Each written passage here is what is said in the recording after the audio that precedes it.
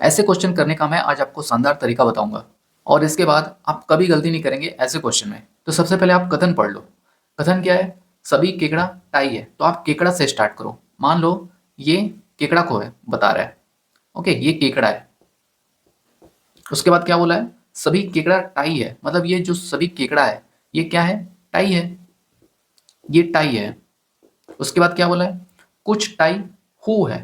अब ये टाई है ये, अब इसमें से कुछ टाई हु है, हु। ओके, हु के बाद क्या बोला है? कुछ हु वेंट है। अब इसमें से ये हु है, अब इसमें से बोला है कुछ हु। ये कुछ हु हो गया, क्या है? वेंट है। तो हमने कथन के हिसाब से ये डायग्राम बना लिया। अब क्या करेंगे? निष्कर्ष पढ़ेंगे।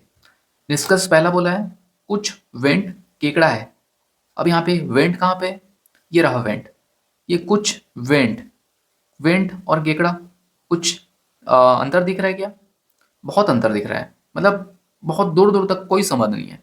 तो पहला निष्कर्ष क्या हो जाएगा? गलत हो जाएगा। वैसे ही दूसरा देखते हैं। कुछ हु केकड़ा है। हु कहाँ पे? ये हु है। अब ये कुछ हु केकड़ा है क्या? हु यहाँ पे है, केकड़ा यहाँ पे। क्या सर्कल टच हो रहा है? क्या एक दूसरे से टच हो रहा है या फिर अंदर बाहर कुछ हो रहा है? नहीं हो रहा है, मतलब इसमें भी कुछ रिलेशन नहीं है, मतलब इसमें भी कोई अंतर नहीं है। अंतर का मतलब कोई संबंध नहीं है, तो दूसरा भी गलत हो जाएगा। तो हमारा राइट आंसर क्या हो जाएगा? केवल निष्कर्ष दो अनुसरण करता है, ये गलत हो जाएगा। ये नहीं है हमारा आंसर। ना तो निष्कर्ष एक, ना ही दो अनुसरण कर रहा है। हाँ, दोनों गलत है, तो मतलब हमारा राइट आंसर हो जाएगा ऑप्शन 2। अगर आपको अभी समझ नहीं आए तो एक बार फिर से मैं आपको बता देता हूँ। तो देखो मेरे भाइयों और बहनों, सबसे पहले क्वेश्चन में क्या बोला है? सभी केकड़ा टाई है। तो सभी केकड़ा से आप स्टार्ट करो। सबसे पहले आप केकड़ा बना लो। ये सर्कल केकड़ा को क्या कर रहा है? दर्शा रहा है, मतलब ये सर्कल केकड़ा को बता रहा है।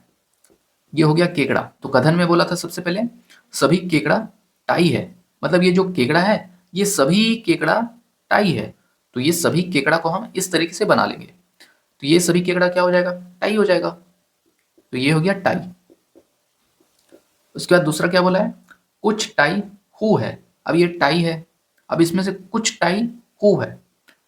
कुछ टाई मतलब मान लेते इतना, ये इतना हिस्सा है, ये क्या है? हु है।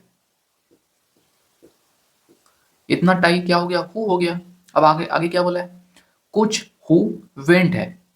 अब ये हु ये है, अब इसमें से कुछ हु वेंट है। तो मान लेते चलिए इतना है, मतलब ये क्या है? इतना हु वेंट है। ये हु था, है ना? ये हु वाला सर्कल था। तो ये कुछ हु इसमें से क्या होगा? वेंट होगा। ओके, तो ये हमने कथन के हिसाब से डायग्राम बना लिया। अब निष्कर्ष देखेंगे। तो पहला निष्कर्ष क्या बोल रहा है? कुछ वेंट केकड़ा है। वेंट कहाँ पे? ये रहा वेंट। इसमें से कुछ वेंट क्या केकड़ा है क्या?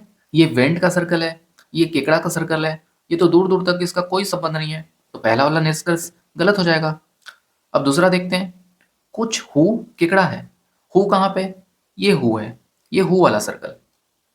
ओके, ये हु वाला सर्कल। और केकड़ा कहाँ पे? केकड़ा यहाँ पे। क्या ये छू रहा है क्या एक दूसरे को? छू तो नहीं रहा है, लेकिन निष्कर्ष में क्या बोला है? कुछ हु केकड़ा है, मतलब कुछ हु में से क्या कुछ केकड़ा है क्या? नहीं है। अगर छू रहा होता तो हम बोल सकते थे हाँ कुछ हु केकड़ा है, बट ये तो छू ही नहीं रहा है। ना ही टच हो रहा है, ना इसके अंदर आ रहा है, ना बाहर आ रहा है ना? यहाँ पे आप देख सकते हैं ये हु वाला सर्कल हु वाला केकड़ा को टच ही नहीं कर रहा है, मतलब संबंध ही नहीं है। तो दूसरा भी गलत हो जाएगा। पहला भी गलत, दूसरा भी निष्कर्ष गलत। तो हमारा राइट आंसर क्या हो जाएगा? ना तो निष्कर्ष एक और ना ही दो अनुसरण कर रहा है, मतलब दोनों निष्कर्ष गलत है। तो हमारा राइट आंसर हो जाएगा ऑप्शन 2।